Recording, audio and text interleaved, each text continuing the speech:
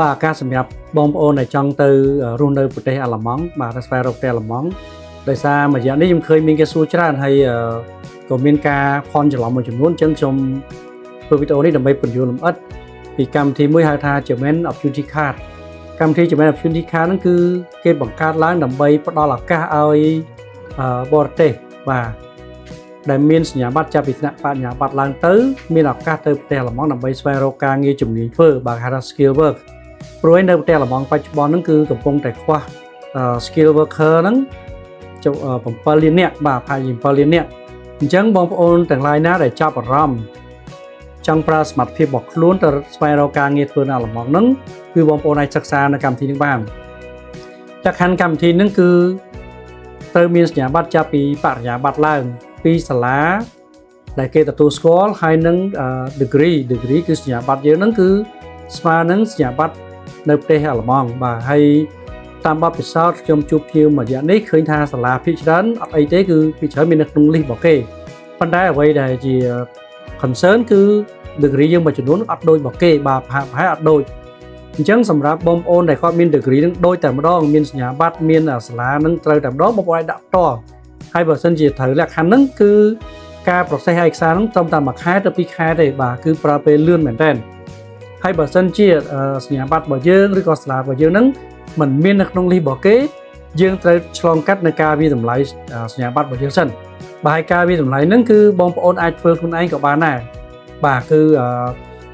ខាងខ្ញុំមានការណែនាំមាន guideline សម្រាប់បងប្អូនយកទៅវិតម្លៃខ្លួនឯងនៅពេលដែលបងប្អូនវិតម្លៃឃើញថាអូ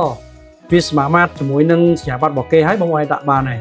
បាទសូមចាត់ឡើងវិញថាតែ1ខែទៅ2ខែទេបងប្អូនអាចទៅដល់ប្រទេសអាល្លឺម៉ង់ដើម្បីស្វែងរកការងារធ្វើហើយក្រៅពីលក្ខខណ្ឌសញ្ញាបត្រគឺមានលក្ខខណ្ឌទៀតគឺបងប្អូនត្រូវមានលុយគ្រប់គ្រាន់ដើម្បីចាយវាក្នុងរយៈពេល1ឆ្នាំដោយសារវីសាដែលយើងទៅនេះគឺគេឲ្យយើង1ឆ្នាំអញ្ចឹងដោយលើកឡើងខាងដើមថាបងប្អូនទៅនេះគឺទៅរកការងារធ្វើអញ្ចឹងទៅដល់ព្រាមច្បាស់ណាស់បងប្អូនអាចបន្តមានការងារទេអញ្ចឹងយើងមានលុយសម្រាប់ចាយវានឹងរយៈពេល1ឆ្នាំគិតជាលុយយូរ៉ូក្នុង 13,000 យូរ៉ូជាងអាចហាប់ហែនឹង 15,000 ដុល្លារជាងអញ្ចឹងលក្ខខណ្ឌធំពីរបាទគឺបងប្អូនមានសញ្ញាបត្របញ្ញាបត្រហើយនឹងមានលុយសម្រាប់ចាយខ្លួនឯងរយៈពេល1ឆ្នាំតែតោះអាយុវិញគឺយើងអាចដាក់បានរហូតដល់អាយុ45ឆ្នាំហើយអ្នកដែលលើស45ឆ្នាំក៏គាត់អាចដាក់បានដែរគ្រាន់តែអាចមានលក្ខខណ្ឌបន្ថែមដូចជាត្រូវមានជា asset ទៅមានទ្រព្យសម្បត្តិបន្ថែមដើម្បីបញ្ជាក់ពីលទ្ធភាពគាត់នៅក្នុងការទៅរស់នៅទីនោះបាទហើយលក្ខខណ្ឌផ្សេងនេះគឺងាយទេគឺអត់ទាមទារឲ្យមានកម្រិតភាសាអាល្លឺម៉ង់ឬក៏ភាសាអង់គ្លេសទេបាទគាត់ថាបើសិនជាបងប្អូនដឹងថាបើយើងអត់ចេះអាល្លឺម៉ង់ហើយអត់ចេះអង់គ្លេសទៀតការដែលយើងទៅរកការងារធ្វើនឹងអាចជាពិបាកបន្តិចបាទ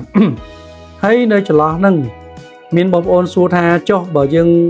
រកការងារបានយើងមានលុយណាចាយតាមពិតនៅពេលដែលយើងរកការងារប្រភេទ skill work នឹងអត់ទាន់បានបងប្អូនអាចធ្វើការងារ unskill បដោះសន្នបានបាទក្នុងមួយសប្តាហ៍គេឲ្យយើងធ្វើដូចជាបាន20ម៉ោងដែរអញ្ចឹងយើងអាចយកពេលហ្នឹងទៅធ្វើការដើម្បីយកលុយសម្រាប់ការចាយវាប្រចាំថ្ងៃរបស់យើងហើយចន្លោះពេលហ្នឹងបងប្អូនអាចទៅរៀនជំនាញបន្ថែមឬក៏ភាសាអាល្លឺម៉ង់ហើយតាមការស្រាវជ្រាវក៏ដូចជាបទពិសោធន៍អតិថិជនរបស់យើងពីប្រទេសផ្សេងទៅហ្នឹងគឺការរៀនភាសាហ្នឹងគឺអត់សូវលំបាកទេគេមានសហគមន៍គេដែលគេប្រម៉ូទបាទគេលើកតម្កើងភាសារបស់គេនេះយើងអាចទៅរៀនបានអាច free ឬក៏អាចយកតម្លៃតិចមែនតើយើងអាចរៀនបដាធ្វើការ part time យកលុយចាយវាបដាហើយនឹងរកការងារ skill របស់យើងបដាហើយសម្រាប់បងប្អូនដែលមានបណ្ដាញបាទមាន network នៅអាល្លឺម៉ង់ស្រាប់តែភាសាបាទយើងអាចមានបងប្អូនមិត្តភ័ក្តិគេណែនាំឬក៏មានស្គាល់ក្រុមហ៊ុនណាយើងអាចបាន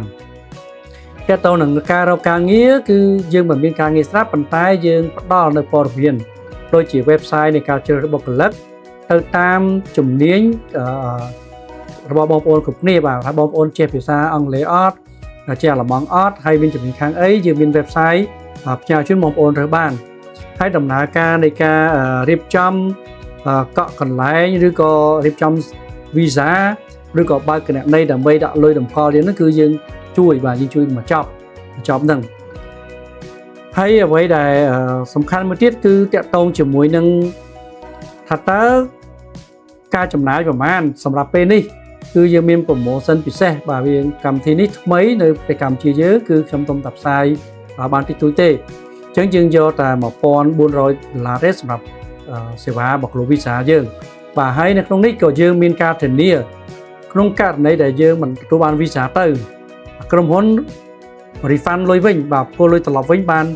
80%បាទបាន80%នៃលុយ$1,400ហ្នឹងបាទហើយសម្រាប់ថ្លៃសេវានេះមានបងប្អូនខ្លះគាត់ថាទាបខ្លាំងបាទការពិតវាទាបខ្លាំងវាជាការចាប់ផ្ដើមហើយតម្លៃនេះនឹងមិននៅប៉ុណ្្នឹងរហូតទេបាទនឹងមានការឡើងថ្លៃក្នុងពេលឆាប់ខាងមុខហ្នឹងសូមត្រឡប់ទៅអត្ថប្រយោជន៍របស់កម្មវិធីនឹងបន្តិច